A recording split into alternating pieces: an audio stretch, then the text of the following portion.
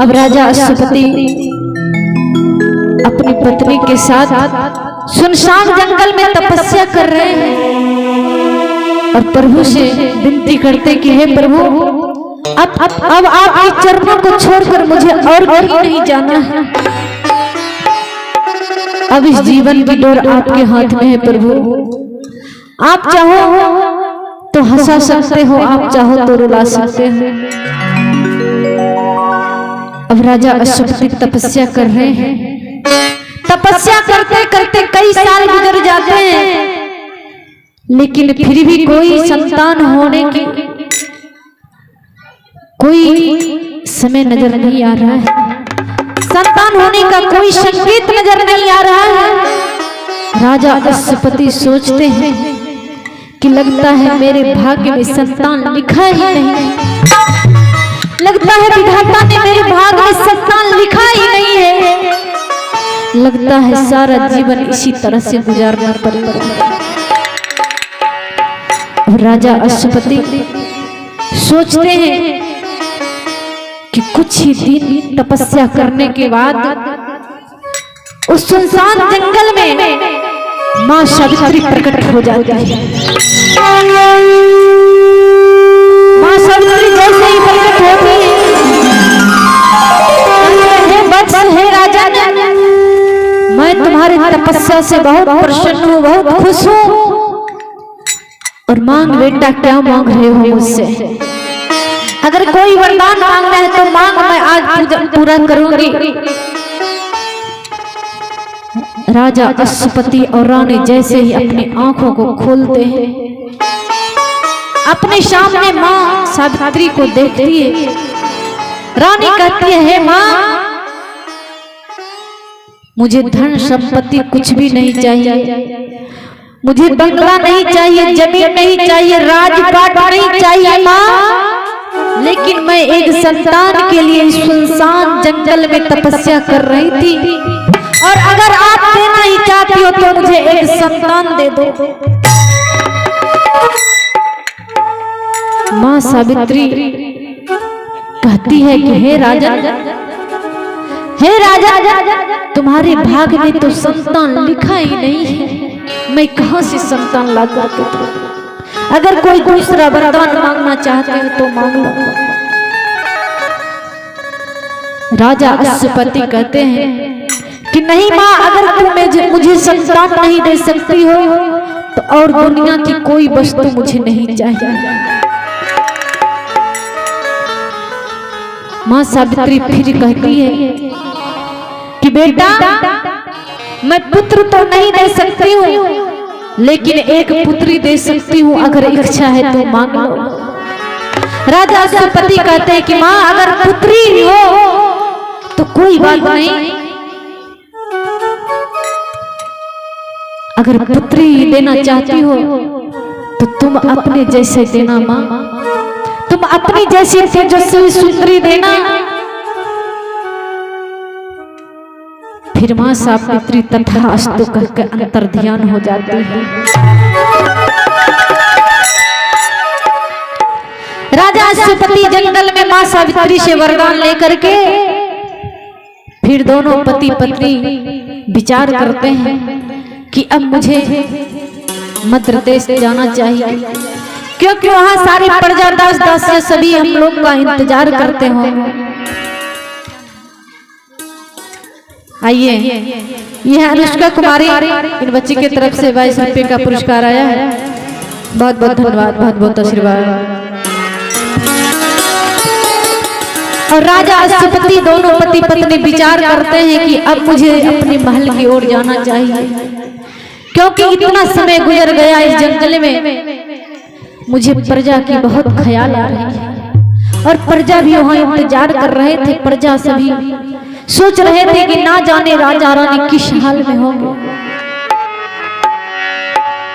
अब राजा अश्वपति मां से वरदान लेकर और अपने देश मध्य देश पहुंचते हैं।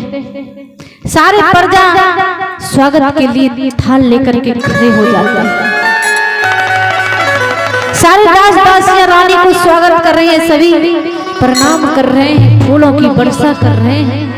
कि आज हमारे राजा साहब बहुत दिनों के बाद हमारे यहाँ आए हैं। राजा अश्वपति बहुत प्रसन्न हो रहे हैं, खुश हो रहे हैं।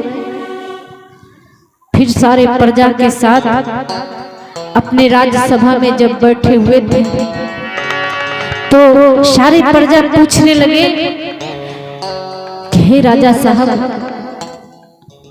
आज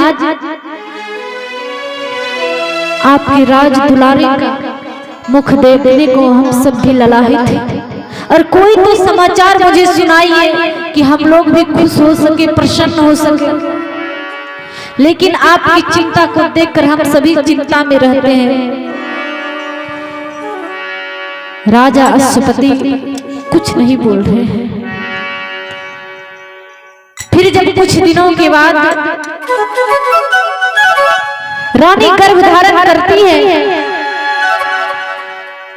राजा अश्वपति को पता चलता है।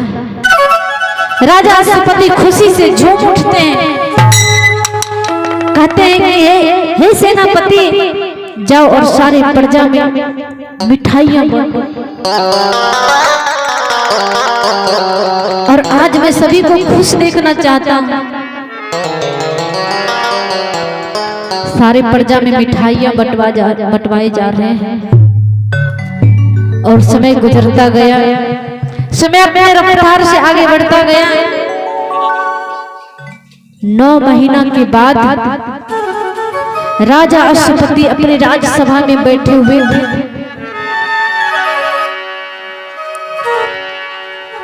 दासी आकर राजा साहब से कहने लगते हैं, दासी आकर कहने लगी, राजा से तत्काल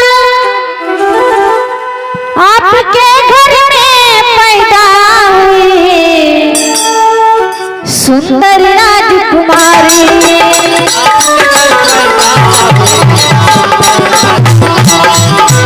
आपके घर पैदा हुई एक सुंदर राजकुमारी,